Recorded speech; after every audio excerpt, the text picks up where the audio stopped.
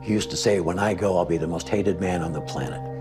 Welcome to Watch Mojo, and today we're looking at 20 of the worst humans to ever live.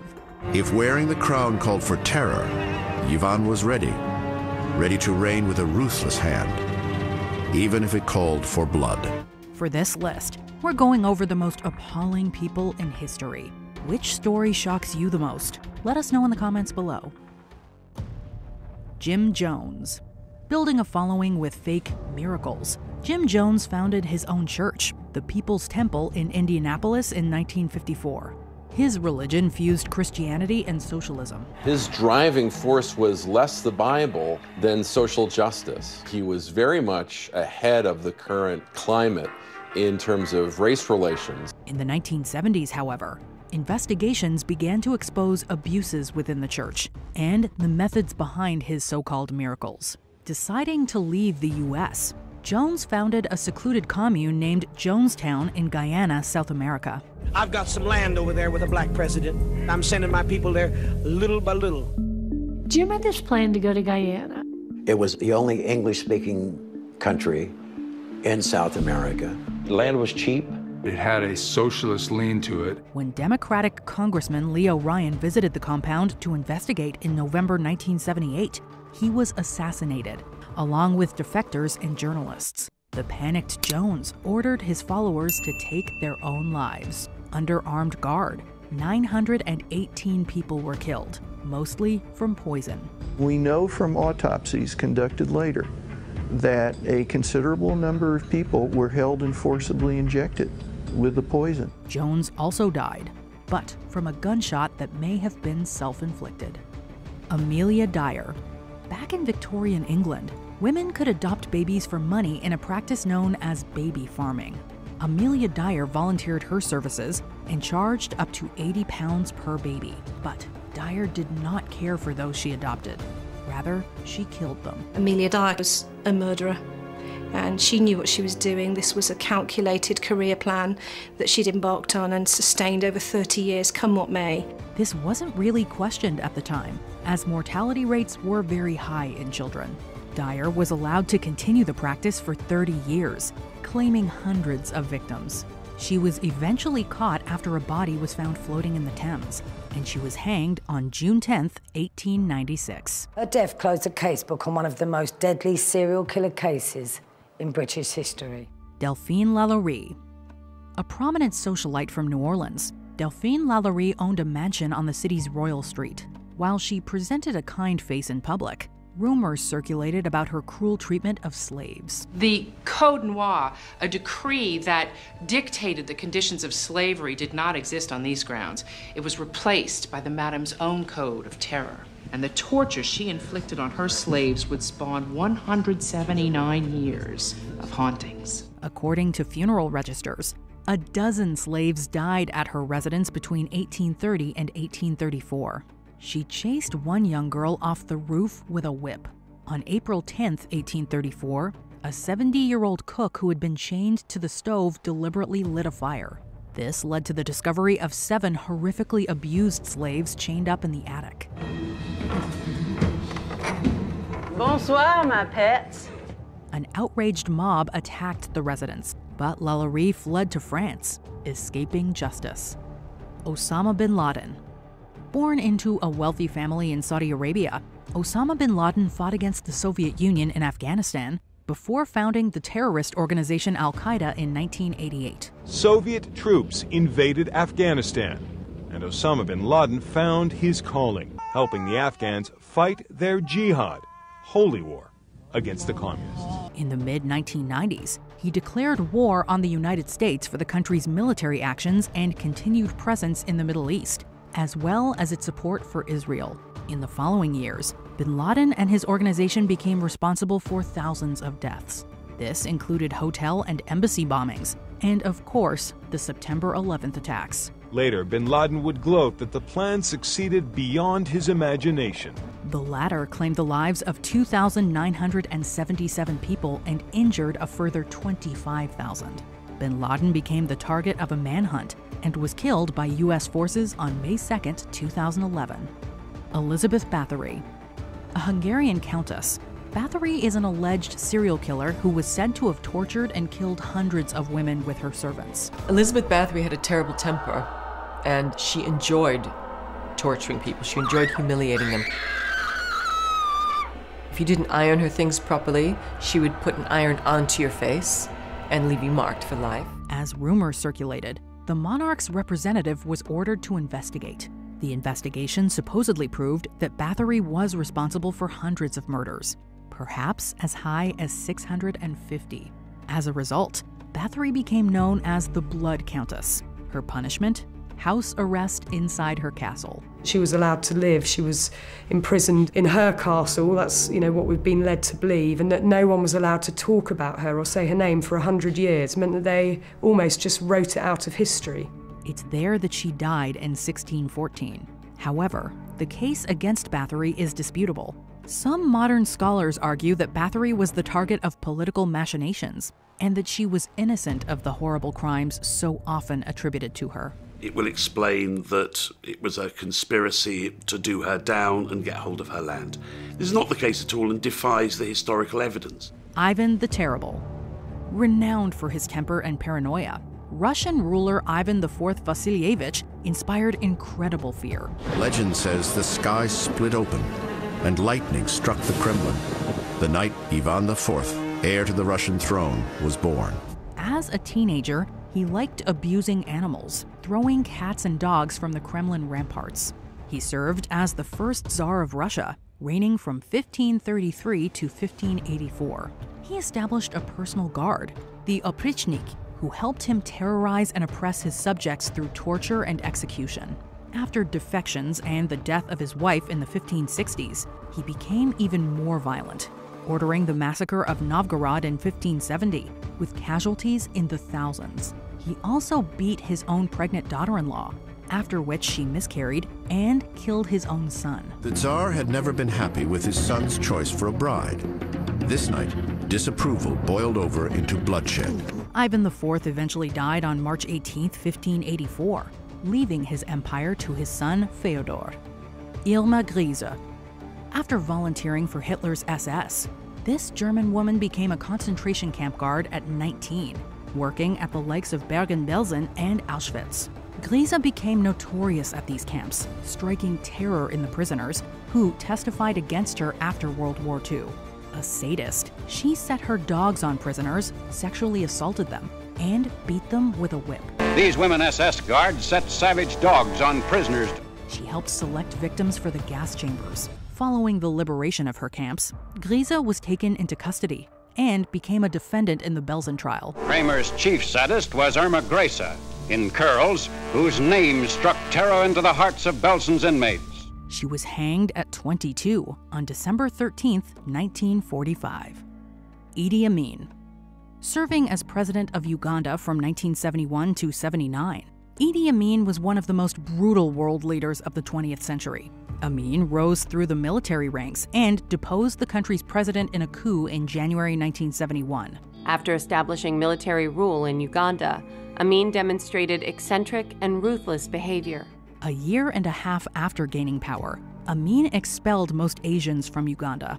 His rule was marked by widespread human rights abuses, corruption, and economic mismanagement. It's estimated that hundreds of thousands of people were murdered by his regime, which targeted ethnic minorities, political activists, and journalists. Amin eventually became known as the Butcher of Uganda, but he fled the country in 1979 and died in Saudi Arabia in 2003. In his 8 years in control, hundreds of thousands of people were killed. Abandoned by all his allies, he was finally expelled from power in 1979. Attila the Hun. Between 434 and 445, Attila ruled the Huns with his brother Bleda. Attila may have had his brother killed in 445 and ruled alone for the next 8 years. Attila the Hun stands as one of the most ruthless, if not the most ruthless, military leaders of all time. His reign was one of terror, as he built an empire by besieging, pillaging, and massacring the inhabitants of Roman cities across Europe. In 451, Attila invaded Gaul in modern-day France, but was defeated in the Battle of the Catalonian Plains and retreated. The myth of his invincibility had been shattered. The following year, he invaded Italy, looking for revenge. But again, after initial success, was driven back by Aetius. His violent incursions left countless dead, and his empire soon collapsed after his death in 453. His burial place is unknown, as those that performed the burial were reportedly slain to protect the secret. Caligula. This infamous Roman Empire was born Gaius Julius Caesar, but was nicknamed Caligula, meaning little boot, as a child. To this day, Caligula's name is synonymous with tyranny, and have insisted he be worshipped as a living god. And ever since, he has become a template for tyranny, with chilling echoes right up to our own age. Contemporaneous sources describe him as an unhinged and unpredictable ruler with a god complex. Narcissistic and cruel, he betrayed allies and family members and had them executed. He extorted his own citizens to pay for his lavish indulgences and invaded and plundered neighboring regions. Caligula has become more than anything a byword for sexual excess and perversion. We can hardly hear his name without conjuring up images of drunken orgies, sex in the wrong place with the wrong people. He was assassinated in 41 AD at the age of 28. In 54 AD, his nephew Nero became emperor and acquired his own reputation for cruelty. Nero is said to have persecuted early Christians, blaming them for the Great Fire of Rome, which he himself may have started. As time went on, people started telling stories about Nero himself seen on the palace balcony with a lyre, manically reciting his own epic poem, The Fall of Troy, as the flames lapped the Palatine. Kim Jong-il. Between 1994 and 2011, Kim Jong-il served as supreme leader of North Korea, having inherited the mantle from his father and founder of the country, Kim Il-sung. Known as Dear Leader, Kim Jong-il controlled his country with an iron fist. Amnesty International has called North Korea the last worst place on earth. In 1978, before taking over this role, he had South Korean filmmaker Shin Sang-ok and his wife kidnapped to make propaganda films. Kim fostered a cult of personality around himself and ran a repressive government that gave considerable power to the military and engaged in countless human rights violations. The North Korean repression has been extreme. Very tight control of every aspect of a citizen's life. Attempts to control every aspect of flows of information from the outside world. Concentration camps for people who are misbehaving. Known for economic incompetence, Kim arguably prolonged a devastating famine triggered by floods and the collapse of the Soviet Union. It's estimated that this famine alone killed at least 500,000 people. Kim Jong-il's North Korea faced natural disasters, but with the resources focused on the military, the country experienced one of the worst famines in the 20th century. The country was starving, there had been famine, there had been floods. Saddam Hussein. Born to a poor family in northern Iraq, Saddam Hussein eventually made his way through the political ranks and helped stage a coup in 1968. After assuming the presidency in 1979, he purged opponents within his own party. Hundreds were executed. Dozens of Ba'athist officials were singled out by Saddam at a party conference in Baghdad. Some were in the room at the time, and despite their pleas for mercy, were led out and immediately executed. It was vicious, swift, and methodical. A year later, he invaded Iran, starting a war that cost hundreds of thousands of lives. His invasion of Kuwait in 1990 led to the Gulf War. A brutal, repressive leader, his rule included the use of chemical weapons against Iranians and Kurdish separatists, and a ruthless security apparatus that used torture and execution to suppress opposition. Saddam was eventually found guilty of crimes against humanity and hanged in 2006. The verdict was predictable. Saddam was found guilty and sentenced to death by hanging. Biljana Plavšić. The Bosnian War from 1992 to 1995 saw Serb forces perpetrate horrific ethnic cleansing and sexual assaults against Bosnian Muslims. It was perpetrated by political leaders. It was political leaders who, with the aim of expanding their territory and consolidating their own power, set one ethnic group against another. Several leaders were indicted for these atrocities, including President of Serbia Slobodan Milosevic and former presidents of Republika Srpska Radovan Karadzic and Biljana Plavšić. Nicknamed the Iron Lady, Plavšić served as Karadzic's vice president before ascending to the presidency herself. Originally a biology professor, she claimed that ethnic cleansing was a, quote, natural phenomenon, blaming, quote, genetically deformed material. Plavšić entered a plea deal and was sentenced to 11 years in prison. She was released in 2009. I have accepted responsibility for my part in this. This responsibility is mine and mine alone. Leopold II. The second king of the Belgians is notorious for his creation of the Congo Free State. Leopold II, King of the Belgians, was the personal owner of 1 million square miles of Central Africa and king sovereign of 20 million Africans.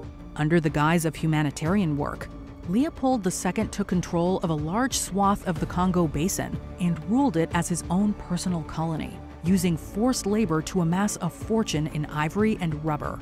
His private army, the Force Publique, committed brutal atrocities, including amputating the hands of laborers who did not meet their quotas. Leopold's Congo was a prison state. Africans had no rights, no justice, and no freedom. They were there to serve a voracious European king. Children were not spared. Many died of overwork and malnutrition, while others were killed outright. It's estimated that Leopold II's vicious reign killed 10 million people. Mao Zedong. On October 1st, 1949, Chinese Communist Party leader Mao Zedong founded the People's Republic of China, following a civil war against the Kuomintang, or Chinese Nationalist Party, who retreated to Taiwan. The birth of this new nation is the culmination of 27 years of terror, torture, and manipulation. During his rule, Mao persecuted and silenced political opponents and launched the invasion of Tibet, where Chinese policies have been accused of, quote, cultural genocide. He's remembered for enacting the Great Leap Forward and the Cultural Revolution. The chairman has no doubt that his vision will seed China's meteoric rise to vast wealth and global domination, with him at the helm. The Great Leap Forward was supposed to industrialize China's agrarian economy, but resulted in a famine that killed between 15 to 55 million people.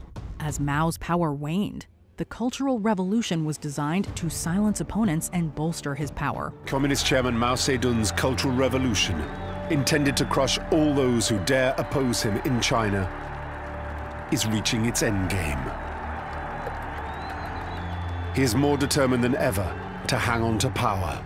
It saw the persecution and deaths of hundreds of thousands and perhaps millions, and the destruction of artifacts, erasing much of the country's history. Genghis Khan. Born Temujin, this Mongol ruler was one of the most destructive conquerors in human history. Ruling as the first great Khan of the Mongol Empire from 1206 to 1227, Genghis Khan led his armies to numerous victories and established a massive empire. His empire was now 4 times the size of Alexander the Great's and twice the size of the Roman Empire. But even this was not enough to satisfy the desire of Genghis Khan. By 1300, most of Eurasia was under Mongol control. In order to attain such vast power, the Mongol armies destroyed cities and killed all who stood in their way. God grant me the strength to exact vengeance. Genghis Khan sent an army 200,000 strong to invade Persia. On his order, every Persian town that did not submit was burned to the ground. In fact, some estimates place the death toll as high as 60 million, which would account for roughly 10% of the entire world's population at the time. Khan's conquests spread fear throughout the known world, and his empire continued to grow long after his death in 1227. Vlad the Impaler. Officially Vlad III, Vlad the Impaler ruled the Romanian region of Wallachia on and off between 1448 and 1477. Once he took power in 1448, Vlad began a lifelong battle to protect his country from invaders from all sides. Hungarians, rival nobles, but most of all, the ever-expanding, ruthless Ottoman Empire. He earned his famous nickname owing to his penchant for impaling captured soldiers and villagers on poles. Also going by Vlad Dracula, he was ruthless in his political campaigns and plundered territories belonging to both the Transylvanian Saxons and Ottomans. And also began to embrace the practice of impalement as punishment, a common practice used to execute prisoners and traitors of the Ottoman Empire, something he must have witnessed as a young hostage. By his own account, Vlad killed 23,884 Turks and Bulgarians. According to some estimates, he is believed to have killed up to 80,000 people during his lifetime. It's no wonder Bram Stoker drew upon this historical figure in creating his vampire character, Count Dracula. Pol Pot. Born Salot Sa in Cambodia in 1925, Pol Pot attended school in France, where he started associating with communism. Returning to Cambodia, he ignited a communist revolution in 1968 with his guerrilla army, the Khmer Rouge. He sent the Khmer Rouge into Phnom Penh to empty it. It was part of an experiment to set up an ideal peasant state.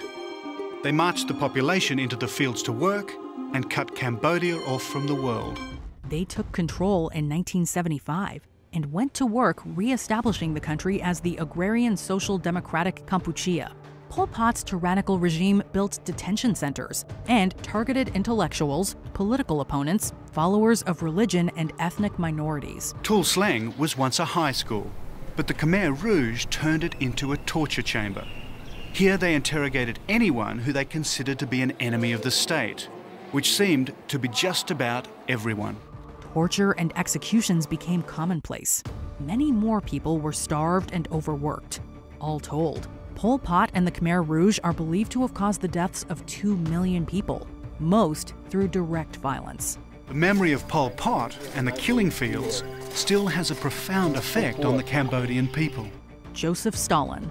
One of the most infamous dictators of the 20th century, Joseph Stalin ruled the Soviet Union from 1922 to 1953. In terms of ruthlessness, bloodlust, Stalin remains one of the greatest villains of the 20th century. Stalin subjected his citizens to numerous atrocities while transforming the Soviet Union into a global superpower. He continued to implement Vladimir Lenin's Gulag system of forced labor camps and eliminated ideological opponents through the Great Purge, which caused the deaths of roughly 1 million people. Stalin's rule also resulted in the Soviet famine of the early 1930s, which killed between 5.7 and 8.7 million people. At the outset of World War II, he also cooperated with Hitler, invading Poland with Germany and offering to join the Axis powers until Germany invaded the Soviet Union. Just before World War II, Hitler and Stalin signed a non-aggression pact. That fell apart in June of 1941 when Hitler invaded the Soviet Union. Before we continue, be sure to subscribe to our channel and ring the bell to get notified about our latest videos. You have the option to be notified for occasional videos or all of them. If you're on your phone, make sure you go into your settings and switch on notifications. Adolf Hitler. After Germany's defeat in World War I, the country was forced to disarm and make reparations. Many Germans saw themselves as the victims, a sense of grievance that populist political leader Adolf Hitler rode to power. Hitler, very quickly after the World War I, began to engage in political activity, joining and helping start the German Workers' Party in 1919.